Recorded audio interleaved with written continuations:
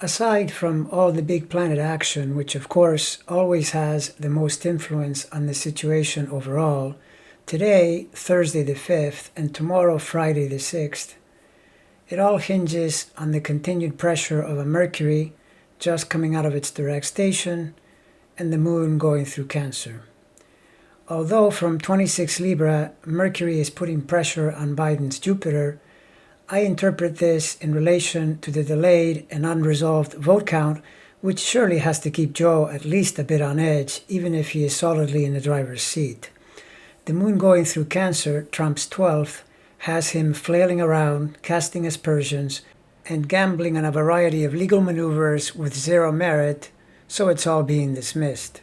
The gamble is happening in the 12th house casino, and that's one place you're never going to win. Every time you throw the dice, they come up snake eyes.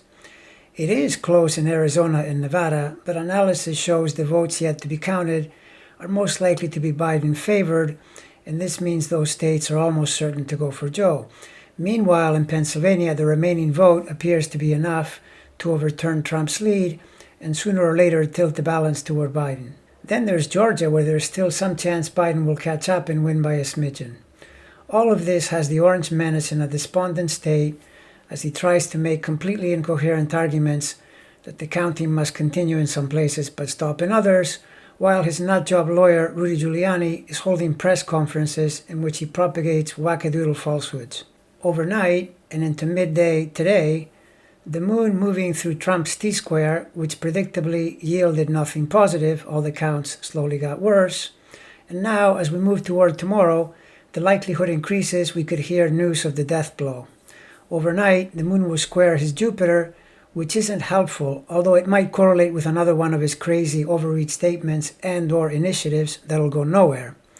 Now, on Friday the 6th, in the 9 or so hours from midday until 9 p.m. Eastern, the Moon is going through Trump's Saturn and Venus in the 12th, so this is likely to be the block of time when the knockout punch comes.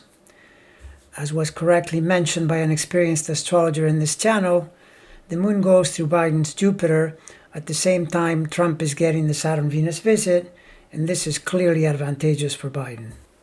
On the outside chance that 270 or 270 plus has not been solidly established by tomorrow evening, then we go into the weekend or even into next week. But if you're for Joe, you need not worry or fret. The planets don't get any better for Trump.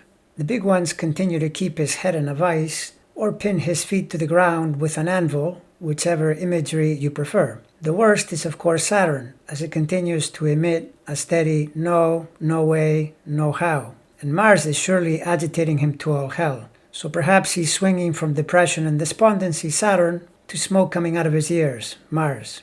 Couldn't happen to a nicer guy.